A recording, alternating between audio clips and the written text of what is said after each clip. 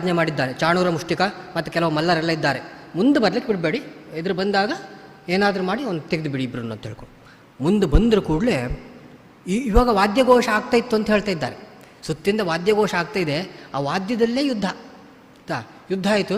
ಯುದ್ಧ ಆದಾಗ ಅಲ್ಲಿ ಹೇಳ್ತಾರೆ ಕೃಷ್ಣ ಬಲರಾಮ, ಅಲ್ಲ ನಾವಿಬ್ಬರು ಸಣ್ಣ ಸಣ್ಣ ಬಾಲಕರು, ನಿಮ್ಮಂಥ ಜಗಜ್ಜಟ್ಟಿಗಳು, ಜಗದೇಕ ವೀರರು, ನಿಮ್ಮನ್ನು ನೋಡಿದರೆ ಹೆದರಿಕೆ ಆಗ್ತದೆ, ನೀವು ನಮ್ಮೊಟ್ಟಿಗೆ ಯುದ್ಧ ಮಾಡೋದು ಅಂತ ಕೇಳಿದ್ರೆ ಅವರು ಒಂದು ಹೇಳಿಬಿಡ್ತಾರೆ, ಇಲ್ಲ ಇಲ್ಲ ಇಲ್ಲ ಇಲ್ಲ ಇಲ್ಲ, ನೀವಿಬ್ಬರು ಸಾಮಾನ್ಯದವರಲ್ಲ, ಆನೆ ಕೊಂದದ್ದು ನಾವು ನೋಡಿದ್ದೇವೆ, ಆ ಕೋಲಯಾಪೀಡ ಆನೆಯನ್ನು ಕೊಂದದ್ರಿಂದಾಗಿ ನೀವು ಬಾಲಕರು ಅಂತ ಹೇಳ್ಕೊಂಡು ನಾವು ಭ್ರಮೆ ಪಡೋಕ್ಕೆ ಸಾಧ್ಯವಿಲ್ಲ, ನಮ್ಮ ಹತ್ರ ಯುದ್ಧ ಮಾಡಿ ಮುಂದೆ ಹೋಗಿದ್ದು ರಾಜನ ಆಜ್ಞೆ ಇದು, ಯುದ್ಧ ಮಾಡಿ ಮುಂದೆ ಹೋಗಿ ಅಂತೇಳಿ. ಹಾಗಾಗಿ ಚಾಣೂರ, ಮುಷ್ಟಿಕ, ಚಾಣೂರನನ್ನು ಕೃಷ್ಣ ಕೊಂದ, ಮುಷ್ಟಿಕರನ್ನು ಬಲರಾಮ ಕೊಂದ.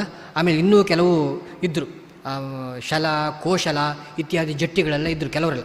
ಕೆಲವರೆಲ್ಲ ಕೊಂದರು, ಕೆಲವರೆಲ್ಲ ಓಡಿ ಹೋದರು. ಇದು ಆಗ್ಲಿಕ್ಕಾಗೋದಿಲ್ಲ, ಬದುಕಿದ್ರೆ ಬೆಲ್ಲ ಬೇಡಿ ತಿನ್ಬೋದು ಅಂತ ಹೇಳಿದ್ರು. ಅಲ್ಲಿಂದ ಹೋದ್ರ ಕಡೆಗೆ ಅಷ್ಟೊತ್ತಿಗೆ ಕಂಸನಿಗೆ ಎಲ್ಲಿ ಸಿಟ್ಟು ಬಂದು ಹತ್ರ ಬಂದು ಕೂಡಲೇ ಯಾರಲ್ಲಿ ಆ ವಾದ್ಯವನ್ನು ನಿಲ್ಲಿಸಿ ಸ್ವಲ್ಪ ಅಂತ ಹೇಳಿದ. ವಾದ್ಯವನ್ನು ನಿಲ್ಲಿಸಿ, ಅವನಿಗೆ ಡಿಸ್ಟರ್ಬ್ ಆಗಿ ಹೋಯ್ತು.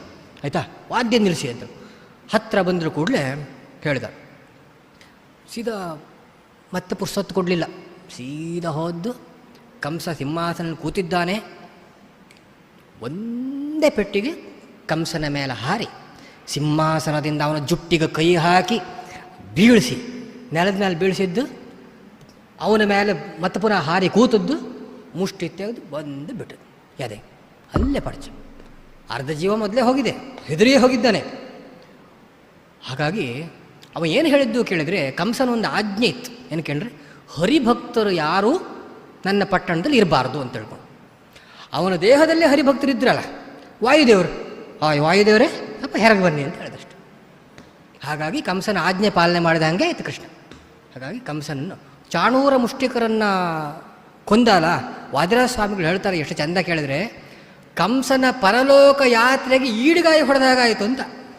ಆ ಎರಡು ಮಲ್ಲರನ್ನು ಕೊಂದದ್ದು, ಎರಡು ಈಡುಗಾಯಿ ಹೊಡೆದು ಆಮೇಲೆ ಅವನು ಪರಲೋಕ ಯಾತ್ರೆಗೆ ಕಳಿಸಿಕೊಟ್ಟದ್ದು. ಅಲ್ಲಿರ್ತಕ್ಕಂಥ ಭೃಗುಮುನಿಗೆ ಒಳ್ಳೆಯ ಸದ್ಗತಿಯಾಯಿತು.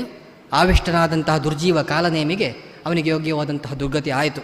ಇಲ್ಲಿಗ ಕಂಸ ಸಂಹಾರ ಎಲ್ಲ ಹೇಳಿಯಾದ ನಂತರ ಆಮೇಲೆ